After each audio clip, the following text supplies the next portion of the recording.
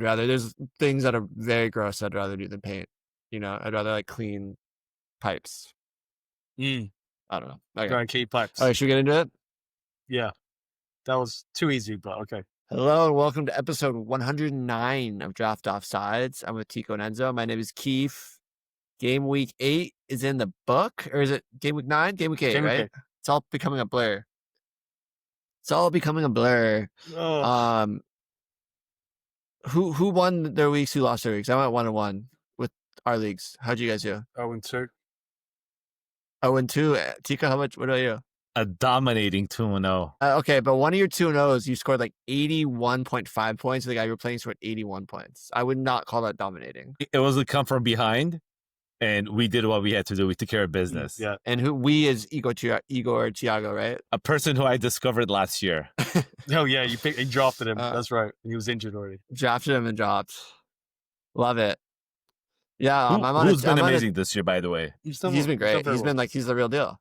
Oh. I'm on a 2-game losing streak in our main league. I was 5-1 now. I'm dropped to 5-3. Not nice, but both games I scored over 100. And I the first week I played against Samania when he had that monster game, and this week I played against Mateta. So it's kind of like, what are you gonna do? You can't really do anything. It's all about the matchups at that point. Like, we already know that.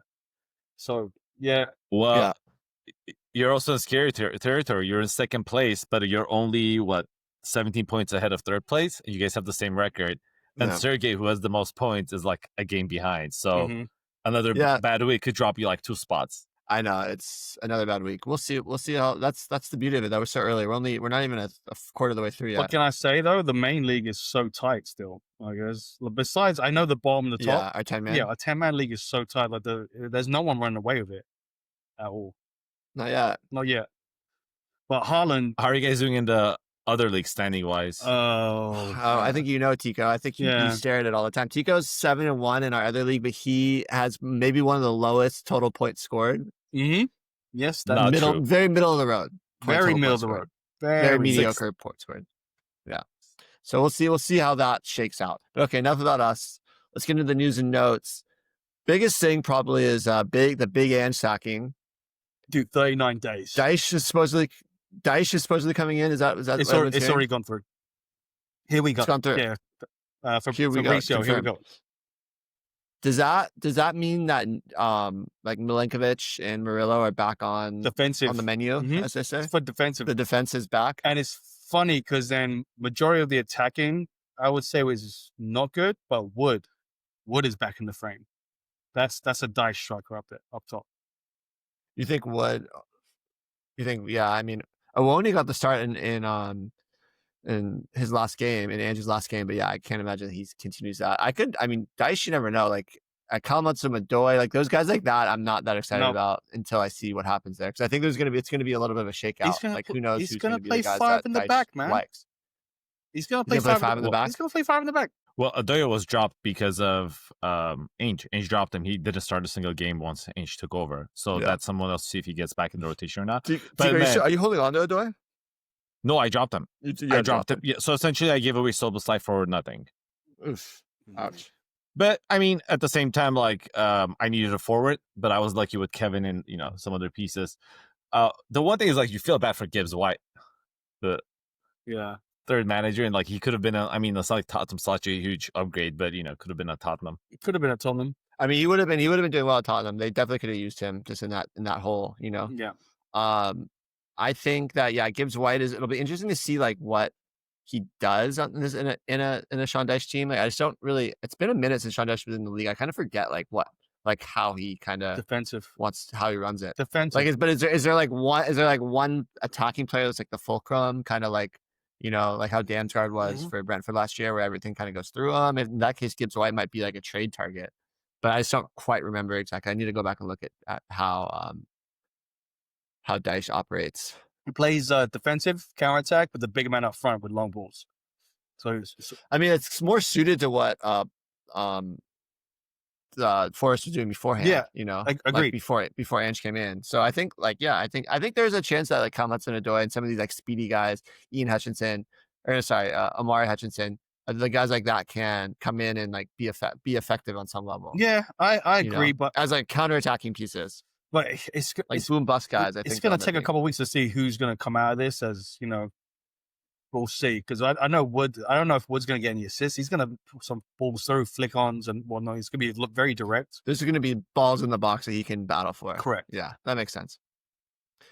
The other big piece of news is that the Cole Palmer groin injury is now extended to 6 weeks.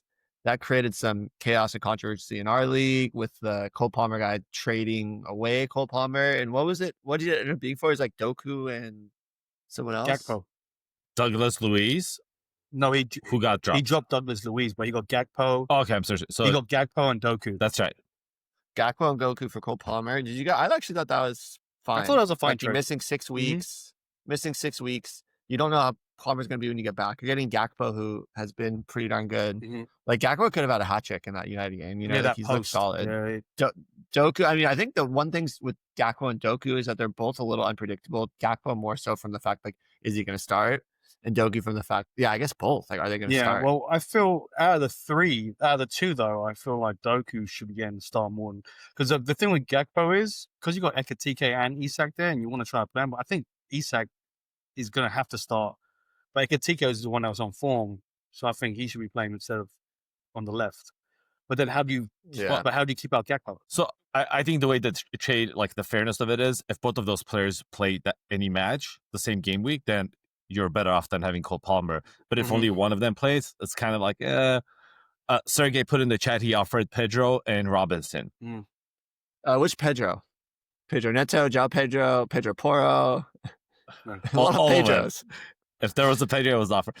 I think he has João Pedro and Robinson. João Pedro, I'm surprised the guy like Cole Palmer didn't go for that. I think the one reason is because it seems like João Pedro's really dropped off since Cole Palmer hasn't been in the team. Yeah. So I think I think their trajectory. But I think he was playing to Tom's top, heartstrings, pulling his heartstrings because it was an American player, the Chelsea player. The thing that frustrated me the most about this trade is Tom made it clear he wants there to be fab chaos. It's like, who will give me all the fab? There was no fab involved in this trade. That's what pissed me off. It was juicy enough that it was worth it, I guess. And Thomas was never going to trade with you regardless. So. I've traded with him like the most. Oh, really? Yeah, I traded with him this year. It was me, and it was me. I'm on an official. Oh, that's right. Trade You're on the trade. You're on the trade. I'm on a trade. Yeah, he will not trade with me for the next year. You know what I love about Thomas? He's just stirring the fucking pot, and he's done this whole thing about the pod versus the rest of the league right now, which I fucking love. Well, I told you, he literally is. He is a Sith Lord. Like that's his level of hatred for like things and people. He just hates things so much, and he'd rather see the world burn. But he loved the pod so much the first year. I think he loves to hate it. Yeah. He still likes the pod. He just doesn't like the. So he's Anakin Skywalker. Yeah. He's definitely Anakin. He's in his Darth Vader. Maybe he's the chosen one this year. We'll see. Okay, moving on. Let's go to the matches. Starting off the big one, United 2 Pool 1. The Liverpool skid continues. Whoa. That's 3 in a row. Tico, you feeling good? You feeling confident? I'm feeling great. But I think it's 5-0 competitions. No, what do you mean for Liverpool losses? Oh, is it 5 in all? Oh, but in the league, I'm pulling it up right now. 1, 2, 3, 4, 4-0 competitions. Yeah, and honestly, like I know we said this every year and we're repeating ourselves, but they were scoring goals late to win games, and now it's just starting. I think they've just tweaked that front four too much. They still scored a goal late. They scored a goal late, but it wasn't enough. Okay, well, you guys like I tweeted this, and again, like no one likes my tweets, but I think they're funny, so I'm going to say it again on here. Did Salah get his talent sucked out by the Monstars, like in NBA Jam? That's literally what it feels like. It feels like he's still getting in good positions, and just like, did you see the chance he had at the end of the game? No, the chance he had at the end of the game where he missed a couple of passes. It just feels like all those things last year would have like went off. Yeah, like Gakpo had they're just not happening. Yeah, Gakpo would have given a goal contribution if he didn't hit off the post. Yeah, like everything is just solid, just like it's not going his way. Yeah. How much of Salah's struggles do you guys think it's from Trent not being there? I think there's a lot of pieces. I think Trent not being there, there's a guy on Twitter who was commenting. Actually, there was a guy that commented on that post, and he was like, it's actually because like Luis Diaz last year would like all these players that were there would like finish these like subpar chances that Salah was creating and giving him a lot of opportunities. And players like Darwin Núñez, as much as he like didn't score and stuff, like create a lot of space. Yeah. You know what I mean? Like the way that he makes these runs and was creating space for Salah. I think the Trent thing that you said, Tico, is huge. I think there's a lot of factors. Yeah. And I don't know if Arne Slot's doing enough to like adjusting enough. You know what I mean? Right now, maybe, but you got to give Amorim his flowers though. He's got 2 back-to-back, man. He got 2 wins, first time ever. Amorim, yeah, you got it, right? That guy, games. have you guys seen that guy on Instagram that's With the refusing afro? to Yeah. But so he needs to get. That's crazy to think that United are going to win 3 in a row. 3 more in a row. 3 more in a row. I wonder if it has to be in the EPL or just in general. I think he's clarified that. I don't remember what he said either way. I think it's in the league. Can we also just comment on Harry Maguire, the attacking juggernaut? Dude, Harry Maguire? the friggin' final plan. You know what I mean? Just the final, like, might as well throw him up front. He could do something. Yeah, fuck it. Harry Maguire's up there. It kind of reminds me, it's like you get in the box with Harry Maguire, he's like, I'm not trapped in here with you. You're trapped in here with me. Like, you know? Yeah, he's just a beast in the air. It's crazy to watch. So, just real quick on his last 6 goals have been either game-winning or game-tying goals. Damn it. Yeah, and a lot of them have been after like the 80th minute, mostly stoppage time, and then he just has one in the 47th minute against Ipswich. And they're working on a new contract for him. You know what I love about this? As they should. Yeah, as they should. As they should. He's the one of the highest value players. How is he managing as a fantasy asset? I haven't looked. It's also like we talk about players not being professional, creating a shit show. Like it shows his professionalism when Ten Hag just kind of benched him, took away the captain badge, and he's like, "No, I want to stay here and fight for position and fight for the team." So, kind of respect that a lot about Harry Maguire as well. Okay, he's had 3 starts. In those starts, his points are 18.5, 2.75, and 21. He has a goal and an assist in those 3 starts as well. Right. Yeah, I think it's just a matter of getting him playing. I think that we were talking about Liverpool and the struggles they had. I think at the end of the day, you also need to recognize that like their XG was like 2.75 this game, and United's was 1.34. It's not everything. You have to win. You know what I mean? But at the end of the day, like I'm not worried as a guy who owns Liverpool assets. I'm not like, oh no, I'm not trying to trade away players. You know what I mean? Well, it also Gakpo had the most shots that hit the bar 3 in the game since Darwin Núñez had 4 like a few years ago. Yeah, that's crazy. That was a great shot. All right, moving on to the next game. Tottenham collapsed versus Villa. Went up early and then ended up losing 2-1. It looks like Spursy's back on the menu, boys. Okay, mate. We haven't been able to say that for a few weeks. So, a few months. I would say it's not classic Spursy though, to be perfectly honest. Like we scored early, I get it. And, you know, Villa played well in the first half. They did score 2 goals, which were outside the box. They weren't in the box. Now, the Rodgers goal was fantastic. Don't get me wrong. Buendia scored a good goal. Both goals were fantastic. Yeah. But if you look at the stats, and I hate stats at times because it tells a different game, because it doesn't matter unless you win the game. So we didn't do enough. But I still think of course. I still think this Tottenham team has already shown some character this season. And I don't think this is the showing that you're going to see for the rest of the season. I was listening to some guys on The Athletic talk, and they were talking about how what's part of the issue with Tottenham is that the midfield 2 of Bentancur and Paulinho aren't the best at building up too. So it's causing some issues with them as far as getting into that final third in like very easy ways. It's become kind of so they're very good at stopping plays, but not creating. Yeah, but then you got to remember when we had Kudus can't do it on his own, even though he's 4th top scorer in fantasy at the moment. He's phenomenal. It's phenomenal. Yeah, he's doing great. But it's the fact that we had Tell up front, which I don't think he should have started. I think it should have been Richarlison. We still got Moani that's coming through the ranks, and then Kulusevski at some point is going to show up, I think. So, yeah, end of the year they're saying. I think it was encouraging to see Cole Moani. He obviously didn't do much because he came in kind of late. Yeah.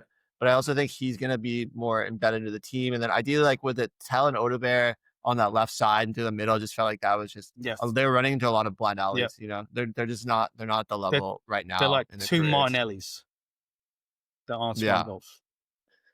Okay, and then Villa and their assets, are they back on the menu? They are officially. What are they, 4 games unbeaten now? So like 5. I think. Yeah. So they're back on the menu. Like Watkins, didn't Watkins start this game? I don't think he started this game. Did he start this game? He did not start. He did not start. But they still Rodgers coming off the international break. We spoke about him during the international break. He scored again. But again, it's about consistency. But Buendia coming off the bench also and scoring when's he going to get his start? That's the other one you got. I was going to say, Tiga, you shouted him out before the break. I think I think, just to answer your point, I think it's just a question of when he starts. Because when he has started, he hasn't looked as dominant as when he comes back off as an impact sub, and you start to wonder if he's going to be like kind of like Martinelli, where he's like a finisher. Yeah. But just something to keep an eye on. Yeah, it seems like he's their Durant from a couple of years ago when he was replacing Ollie Watkins. Yeah. Obviously, it's good to see Morgan Rogers score. The one thing I would say is, like, you know, Villa got off to a rocky start, and their goalkeeper, who was their captain, wasn't also playing. Yes, true. He had that contract situation. He's back. He seems like one of those people who's like an emotional leader, and like people probably follow him. So I don't know if that factors in or not. But I mean, their defense, Dinya and Matty Cash, they're people you could rotate. I will keep an eye on Rogers. Obviously, he's trending upwards. So if you wanted to kind of like sell high or like buy low window, whichever whatever end you're at. But that is a player, Buendia, that I'm going to keep an eye on just because he does score not just in the Premiership, even like the Championship games. Do we want to talk about Xavi Simons, or are we tired of that conversation? No, I think we need a. I don't know. There's a say he hasn't been doing enough. No, he hasn't. He's got the one assist and that's it. And it was off from a corner in the first game. From a corner, which I think we need to see a little more from him. I think he's definitely a little disappointing considering what we were expecting. But I also think you can look at like Wirtz, and you can look at a lot of players in that position that have been struggling. So it might just take a little bit of adjustment time period. It does. Difference is one is drafted, one is like fab. I guess you're still wasting capital on them. Yeah. But just honestly, this is just a victory not for myself. You guys know this. Yeah, we know. Yeah, we know. All right, okay. Moving on. Brighton beats Newcastle 2-1. Welbeck turns back the clock and scores 2. Yeah. Is he a trap pickup though? Like, do you think people are going to be? I feel like people are going to be clamoring to grab him, and I just feel like it's the same old story with Welbeck, right? What you might get a few good games out of him until Christmas. I think for Welbeck, I'm kind of looking at it, and because what is he, like one of the older players in the league, right? He's late 30s. Yeah. So I'm looking at it as far as like when he had good production.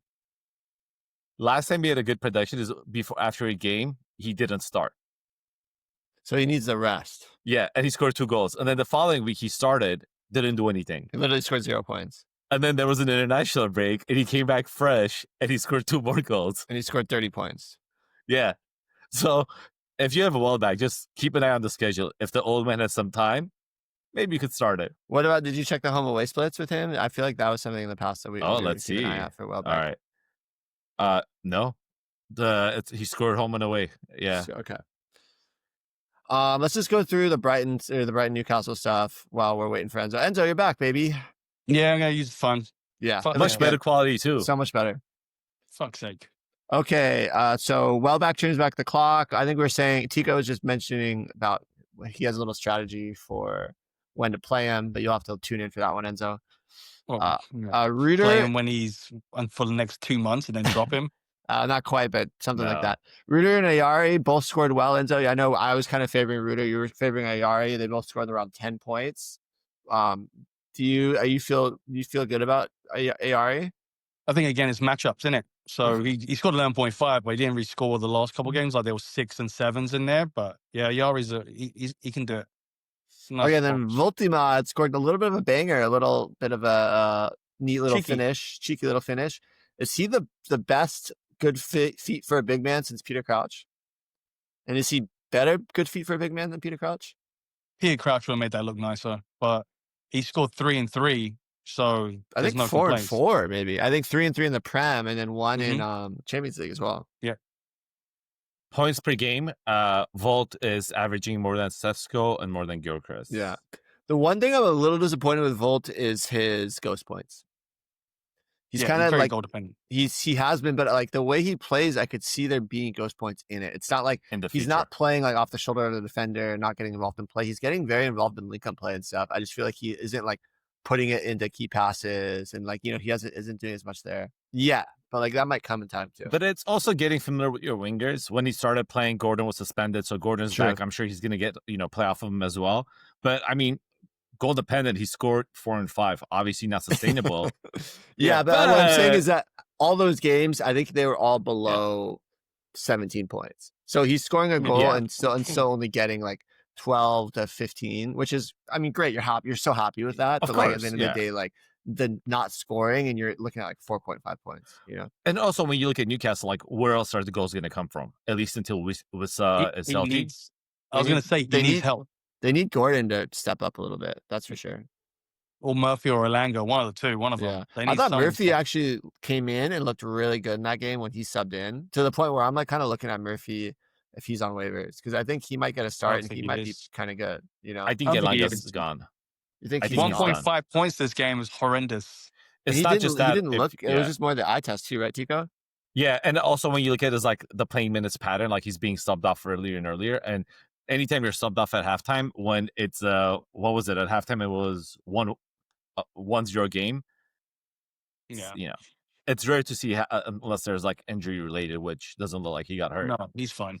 Yeah, Just and went. Wiestel's like right around the corner as well. He should be in like a couple of weeks. He should be healthy. Murphy just seems like that guy that for years they've been trying to replace him, and like midway through the season, like right about now, he just kind of like works his way into the team and like stays in the team. You know. But yeah, interesting We'll one see. there. Okay, next game: Palace 3, Bournemouth 3. Mateta scores a hat trick and ruins my fantasy day, which is a bummer. But Yeah. you know, did you see the sitter he had at the end of the game though? He scored a hat trick, but he literally had a chance to win it in like one of the last kicks of the game and missed a After the total sitter. penalty. After the penalty. And it was to the point where he like, it was one of those things where he scored a hat trick, but after the game, he was like sat on the grass with his hands in his head, like devastated. Yeah. Talk about bittersweet.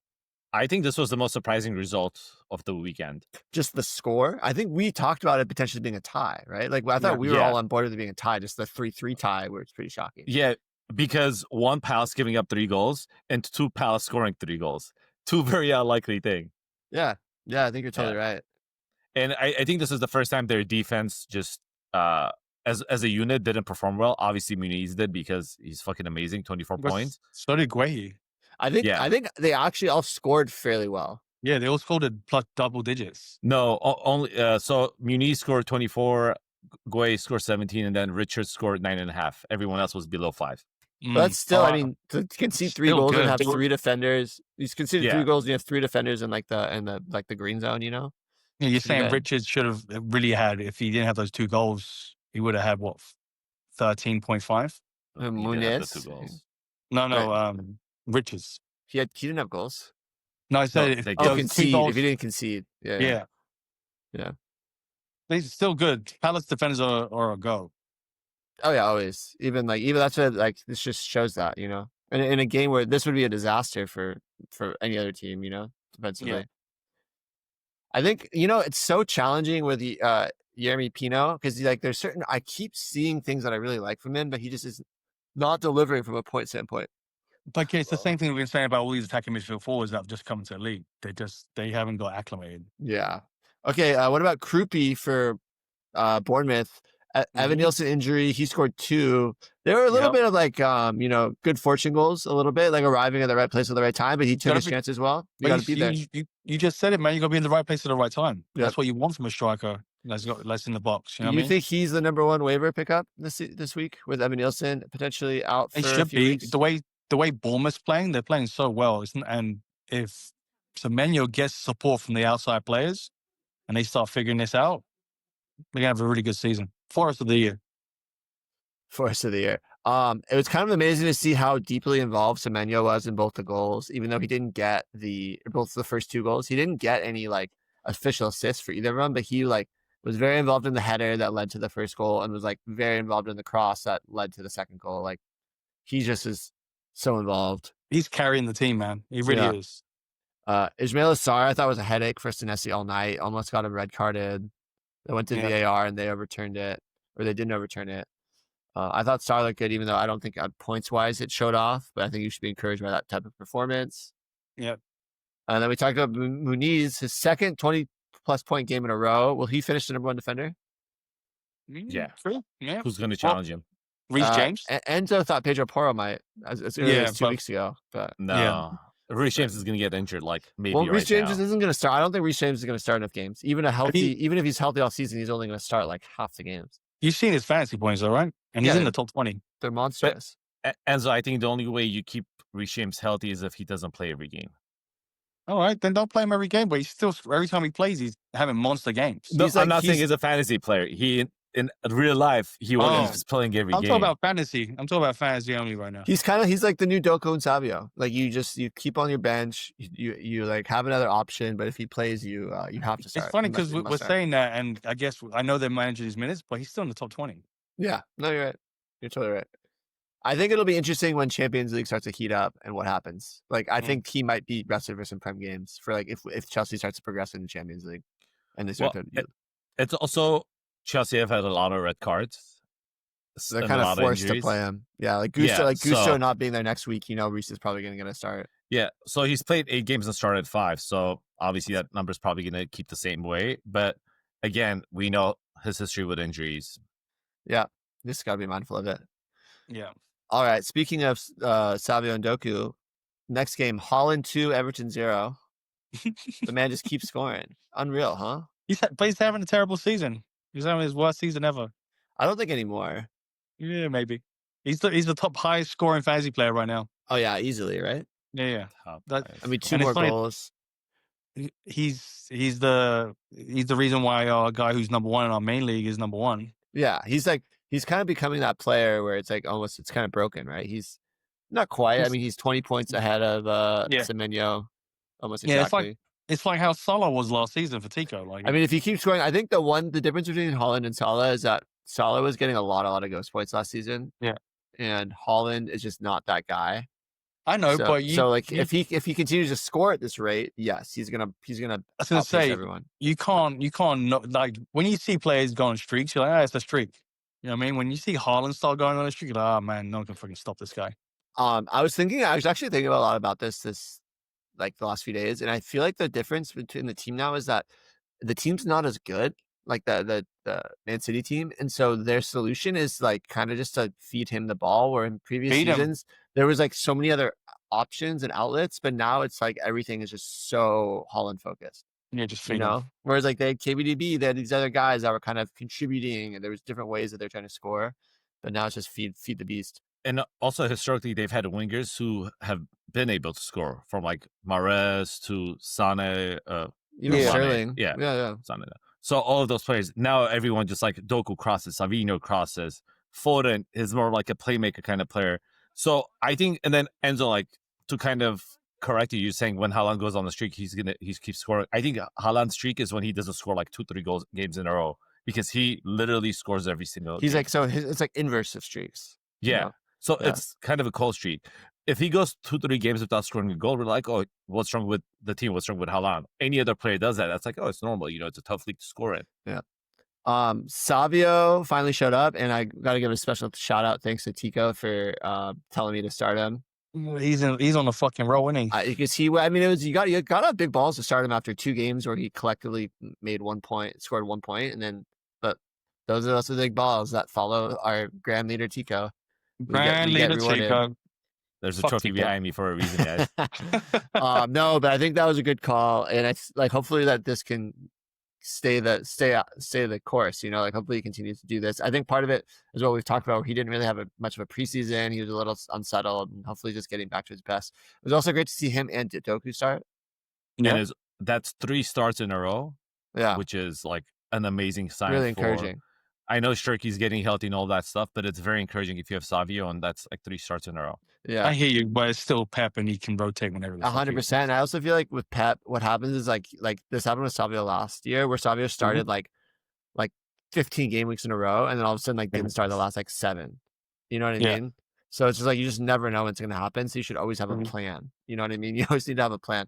But Shirky is a bit of a rotation. Like he came back and he played in this game, so he's a bit of a rotation headache moving forward. If you're an owner for him, if you have him, probably not. I probably wouldn't anticipate starts right off the bat, but I could see it sooner rather than later. What do we guys think? I feel like Everton still had some decent moments. What do you guys think? Like I thought Ndiaye looked pretty good in moments. Ndiaye looked really good. I think if Grealish was playing, it would have been different game. Yeah, different game. There was a McNeil sighting. Was there? I didn't even notice. Did he come on? He played like the last 5-6 minutes. Yeah. Fuck. Yeah. All right. What happened to that guy? I called that too. I said there might be some McNeil minutes. Yeah, you did call that. Okay. Yeah. Next game, Chelsea versus Forest. Chelsea won 3-0. Put the final nail in Ange's coffin. I thought Pedro Neto looked good from the jump. Do we need do we need more from him? Is Well, like is this what you were expecting from him? Like I thought he looked good. It's what you'd like to see from him. Yeah, but he has to now because there's no Enzo Fernandez and no Palmer for a little bit. So there has to be some sort of attacking outlet, and João Pedro's sort of quieting down. So, and we know he's capable. He's more than capable. Yeah, I mean, he looked like the Pedro Neto of old today. Like he was really eagerly taking on players. Like even without the goals and the assists, like I just like he was very like lively. You know, Yeah, he wasn't just running into corners and like broken play, broken team. Who at Chelsea or no. Forest. Yeah, Forest, you're beaten up on a downed player. Is Estevao a player that you start no matter if they're in the starting lineup or not? It feels like it, doesn't it? Yeah, I mean, so he obviously didn't start this week, and that probably had a lot to do with the fact that he just came back from Brazil. Like you saw, or the other side of the world. You saw with Caicedo, he didn't start the first half. So I think that with Palmer out, like I think Estevao is definitely the biggest winner from Palmer being out. Because he got a fantrax assist. They gave him the assist, so he got like 5 points. Previous game against Liverpool, came out, scored at the end. Feels like this guy kind of generates points somehow, some way. Yeah, and a lot of dribbles. Like I think there's a lot of different ways. So I think that you are very happy. I still don't think Estevao is going to be a locked-in starter in the next few weeks. I still think that I think that Pedro Neto probably has that position, but like there is that 10 spot. So I just don't know. I don't know if Maresca trusts Estevao in that 10 spot quite yet, because I think it requires a little bit more defensive nous than Estevao has at this moment. But I think on that wing, I think there's always a chance. And there's always a chance that Pedro Neto plays on the other side, because like Garnacho didn't look great, Gittins hasn't looked great. No. So and it's like to Tico's point, like eventually you're just gonna have to create a room for Estevao. And are we concerned about João Pedro when there's no Cole Palmer? I actually thought João Pedro did some really good things in this game, and it was a little unfortunate not to score better. But yeah, I think what was also interesting is Mark Gui came in and João Pedro dropped into the 10 and looked a lot better as well. So I'm not super concerned yet. Obviously, it's been a little alarming just how it's been a bit of a drop off. But he has very high dispossessed numbers. Yeah. Like 4, 3, 3, 4. Those are like on the higher end. Okay, next one is Reece James, England's best right back as of right now. All things being equal and all players being healthy. Yeah, well, because the injuries are the ones that are pushing him up there. I know he's had some good results too, though. No, he's saying if everyone's healthy. Oh, if everyone's healthy? Yeah. You taking him over Trent to the United States next year? It's tough. don't get me wrong, I love Reece James. I think he's a freaking great player. I think he's better than Trent. But the one thing that Trent has over him is he's available majority of the time. Yeah, I think Reece is more well-rounded. But Trent, I don't know why you made that face, Tigo, just because he went to Real Madrid because he's been eating too much paella. No, because the question is if we're not factoring in injuries, you keep talking about the injuries. If no injuries, so you'll take Reece James. If he's fully healthy, I'll take Reece James. There we go. There you go. That's what I was looking for. Archimpong, the Chelsea defender, scored his first goal for the club. I think he's only 19. I think he's one to keep an eye on. Had a really good game against Liverpool. Didn't just reflect in fantrax points, but he looked really good against Liverpool when he played. I think he's gotten 2 starts in a row now. I would definitely keep an eye on that Chelsea defender, especially with, I think they have Sunderland next. I forget who they have. And that Sunderland's not easy. Like I'm not saying that's an easy game, but I'm just saying that So I think that might be not a bad waiver stream. Forest players, we talked about it. I think defenders back on the table, and then the attacking players are going to be a bit of a mystery box until things get settled. All right, last recap game. Arsenal 1, Fulham 0. Arsenal scored a set piece. Are we shocked? And what do we think about Saka? No goals or assists, but 22 ghost points. That's what he does. Reduces fantasy value, man. Just what he does, right? It's scarier when he starts scoring goals. Yeah, it will be scarier. But I think 22 ghost points is crazy. It's only his second game this year that he's played 90 minutes. Yeah. I'm sorry, third game. And obviously the first one was the very first game where he didn't do much, only 7 points. But the last 2, he's scored 17 points and 22.75. This is the player that was ranked first overall. Yep. Makes sense. Okay, next question. Roughly, where do you value Eze rest of season? Like, would you, if someone offered you Pedro, if you had Eze and someone offered you Pedro Neto, would you trade that? Would you make that trade? Oh, Oh, this is a good one. You guys are both thinking. Yeah. I think I'll keep Eze just because for whatever reason, I've never been a Pedro Neto fan. Yeah. What about Ndai from Everton? Who would you rather have, Eze or Ndai? Ndai. I think Ndai. That one's a little bit easier. I think Does it because you come with know the he's going team to name? start. What? Does it come with the team It name? comes with the team. Ndai will always love Ndai. Will always love you. Yeah, I think it has to, right? Yeah. I think So Ndai, easy, yes. Pedro Neto is a little trickier, but leaning towards Eze. Tico, Bowen or Enzo? Eze? What? Bowen or Eze? Bowen. Because it's guaranteed starts. I'm a little worried about Eze starts rest of the season. You think so? I just don't know. Yeah, Arsenal doesn't have any players going to AFCON as well, right? So it's not like he's going to get more opportunities. Not on the attacking side. Yeah. Yeah. Yeah.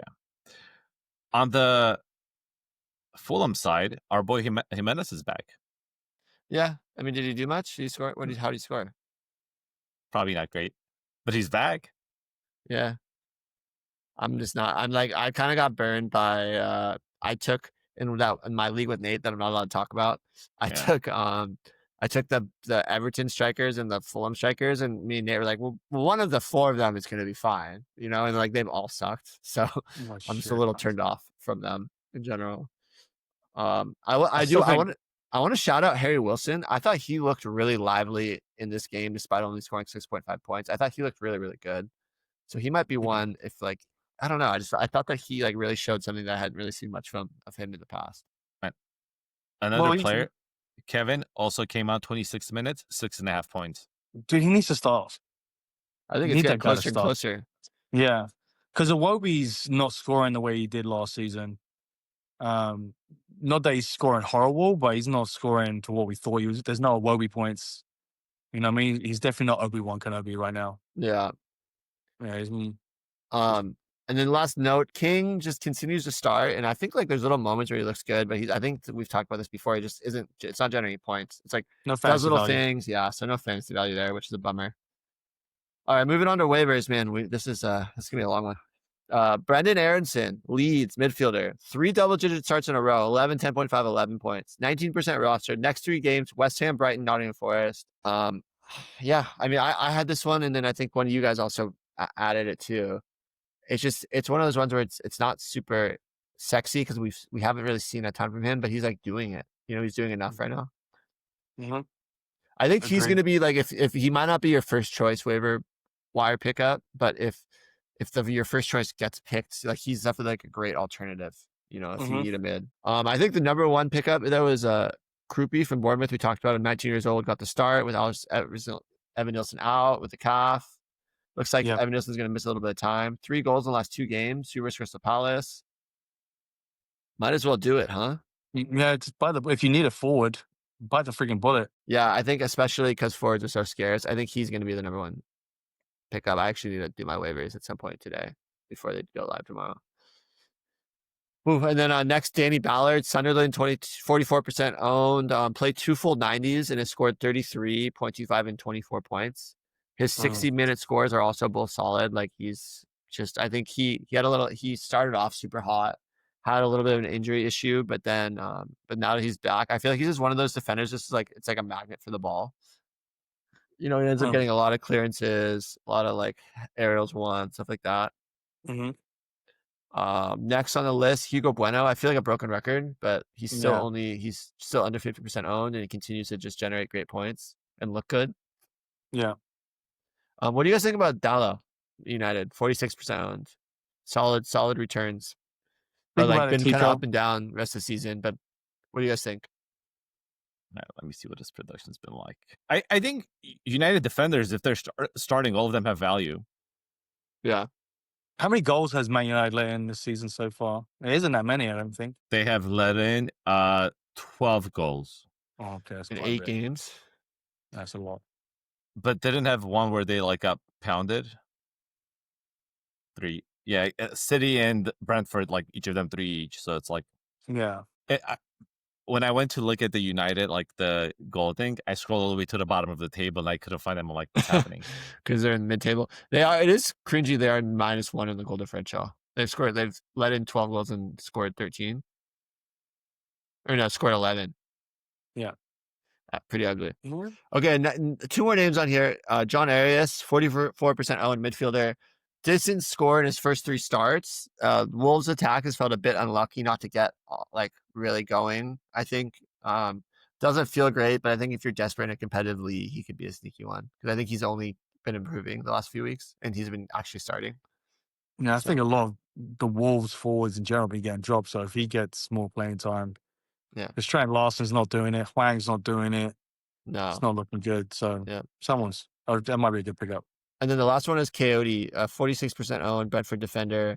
He had a really, really strong game this week against West Ham. I think he's always had the talent and the ability. That's why he was such like a dark horse, like draft favorite going in. But like he's been a little underwhelming so far. But after this performance, I could see him really picking up. I like Coyote. Liked him last season. Like if he can get that form that he had last season, that'd be great. Yeah, and I mean today he scored like 20 plus points. Mm-hmm. He had like defenders 17. are scoring a lot, man. The defenders are still scoring a lot this season. I know it's really changed the whole dynamic of the league. Yeah, to be honest with you. All right, game week 9, boys. What are we thinking? We have some notes all through here. Enzo did a really good job. We can breeze through these. We can kind of talk about them, then we can maybe talk about like the odds too. Tico, do you have the odds up? Yes. Okay, the first one is Leeds West Ham. What are we looking at there? It'll like me out. Unkstaff ghosting really well. So I guess he's 23, 13.5, 12.5 in the last 3 games. West Ham attacking options not ideal, but Paqueta is looking better. Bowen's been a little underwhelming, but he still has a few good little shiny moments in this last game. He does. So I don't know if this is one that we're going to be betting on if we like, but I think that, the players that you have to start, you're going to start. I think Paqueta is very much a go. I think, Longstaff's a go. Aronson, I would actually have no issue playing Aronson. I like that play. Playing Aronson in this, for Leeds. Yeah. Stark's been a little bit, he's been steady. Is Stock back to scoring points? Because the fear was that Longstaff pretty much going to like steal Stock's points. He did steal his points though. Yeah, he got. I mean, Stock. I almost think Stock is like maybe not droppable, but pretty damn close. Since Longstaff started popping off the last 3 games, Stock is at 3.5, 5.5, and 3. So Stock is like Longstaff. His stock stole his down. Stock is going down. All right, I'm online now. All right, Leeds West Ham. What are the odds? Let's see, Leeds West Ham. Leeds are minus 118. West Ham are plus 335. Insane. Plus 335. They must be at Ellen Road. They're probably not in. They're not in London. Yeah, right? Leeds are home. Leeds are at home. I mean, I'm not betting on that game. I don't hate so those. Tempting. I mean, 335 is kind of fun. I mean, again, maybe not for a parlay, but it's a fun one.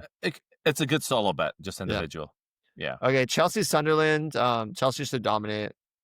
Neto's had good performance. I think the caveat is that Sunderland has been a little tricky for teams and like has performed well. So, and like Zaka in the midfield is always a little bit of a shithouser, and Chelsea gets a red every single game now apparently. So. Mukiele, what are the odds? What are the odds on that one, Chica? Chelsea minus 235, Sunderland plus 600. Plus 600, huh? Must be in London. It's in London. It's Chelsea, Stamford Bridge. Yeah, interesting. Okay, I don't love a big gamble on that one. Next year, Newcastle Fulham. Will Voltemot continue to impress? I think. What are the odds on this? Because I could see myself betting on Newcastle here. Minus 170. Fulham is plus 450. Interesting. Wow, these are some pretty big. Fulham hasn't been playing well. They've lost 4 on the bounce. Fulham has lost 3 in a row. Yeah, not looking good for Fulham at the moment. Yeah, we'll be hot and cold.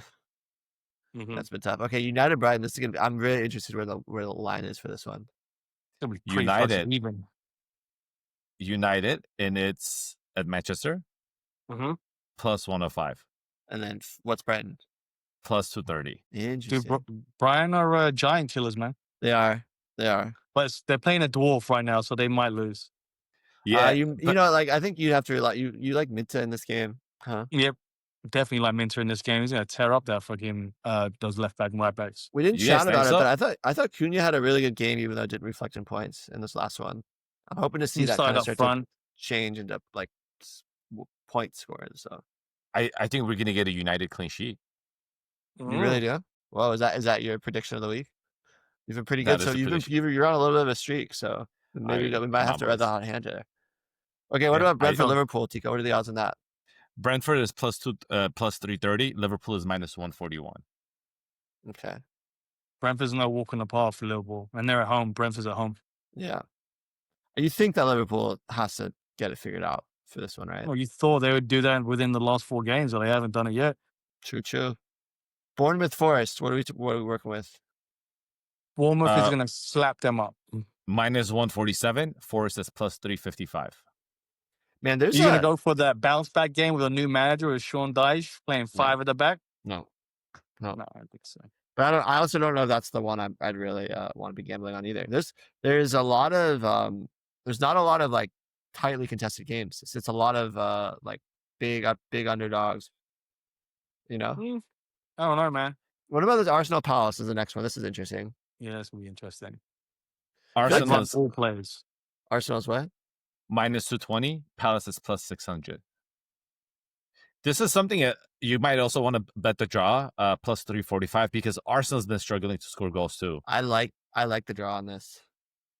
Oh, I like a draw on this. Villa versus City. Villa versus City. Villa is plus 280. City is only minus 111. It is an away game for City. I like that. But I think the issue with City is that Villa's been good. Villa's won the last 4 or 5 in a row. Villa has won 3 in a row. Yeah. in the league. Yeah, but and the 2 before they tied. But I mean, I think anytime you have a game with City, you assume the game starts at 1-0 because you assume Haaland's going to score. Okay, Wolves Burnley. What are we working with? Wolves are minus 101. Burnley's plus 305. So Wolves are favorite. Might be the first time this year they're favorite. No, they've been favored a few times, man. I feel like I think everyone's kind of seeing what we've been seeing, that like there's something there. It's just it hasn't really like worked out for them, you know. No, not at all. Okay, It last doesn't one. work out against Burnley, though. Everton Tottenham. Everton is plus 134. Tottenham is plus 200. Yeah, Oh, it'll be- Grealish is Tottenham back plus this game. 200. Yeah, remember Grealish didn't play the last game. Game is at the Everton Stadium. Is it a new stadium? No, they're still at the old one, right? They're at the no, new they're in the stadium. It's same- called. It's like what's the new one The called? Big Dick. There's a new stadium. It's called the Big Dick. Why can't they just call the new Goodison Park? Whatever. So they're at the Big Dick Stadium. Yeah. And Grealish is back. Plus 134. Okay, so where are we all leaning? Tico, you can start. I'm the one starting us off. All right. All right. I really like Chelsea. I also like Newcastle, but I don't want to go United because if they lose or they miss the parlay, it's like a double FU to me. Oh my god, no gaps in volume, man. Hurry up. You know what? I'm gonna go City minus 111. I think that's an amazing bet. Yeah. Anytime you get Man City at that, you take it. Yeah. What about you, Enzo? Bournemouth. Bournemouth Forest. Minus 147. Let's see. Man, do I go boring? Or do we need to have one that's a little cheeky in here? You don't have to. We already spoke about this. I mean, we could take a win. We kind of could take a win. I do want to bet on that Arsenal Palace game. Do you want to do a side bet on that one, guys? As a draw. Okay. Yeah. Or do you want? That's a draw. Or do you want? Do we want to parlay that with West Ham as a side bet? What's the West Ham bet? Oh, West Ham was plus 335 against Leeds United. Oof. We'll talk Okay. about that one offline. I'll do Newcastle. Newcastle minus 170. Let's see. And then waiting on Sergey. As of right now, those 3, it's plus 407. I mean, we're pretty sure he's going to take Arsenal, right? Should we just take Arsenal or? We can wait, but like I'm let's not just pretty let's sure put that that he's as a going to take stopgap. Arsenal knowing that guy. I don't love that Arsenal bet for Palace, but I hope he doesn't take that. Let's find out. But alrighty, well, this has been episode 109 of Draft Offsides. My name is Keith. I'm with Tico and Enzo. Follow us at Draft Offsides. Go to our YouTube, like and subscribe, do all the things. And we'll see you next week where we will either be rich or poor. Peace out, guys.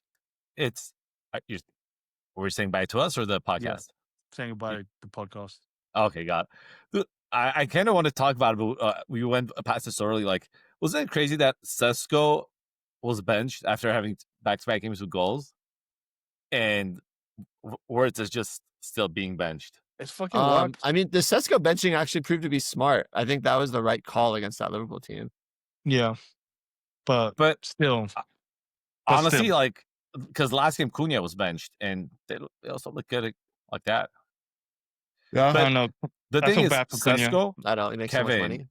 Savio, yeah, and Verts. All of them didn't start, and all of them I think scored like 5-6 points, which is pretty impressive in like around 20 minutes, give or take. I think partially like international break stuff too. Like I think we'll get a better idea after this week. You know, it's hard to really judge because you don't know like how fitness levels are and like and everything. Like you see the West Ham lineup today, like Wan-Bissaka and Doof didn't start, and they've been like two of their best players as like the wing backs, you know. So it's like I think that had to do with the fact that they were both like in Africa for their national team. But yeah, alrighty, boys. I gotta go. Yeah, I gotta go eat. Catch See you boys you guys soon. Oh, and you saw my note about that guy. I'm gonna have him come on and we're gonna chat like next international break or something. Sounds good. It'll be fun. Yeah. All right, let's little stats guy. Get a little stats guy. We should figure out a time to get Derek on here. Down. Dude, I love that he just glowed up as soon as Man United won their back-to-back game. I loved it. And he went back and found all the messages and just fucking went off. All right, lads. Kept your seats. They're only one behind Tottenham. I know. That bet's not looking good. 1 point behind Tottenham.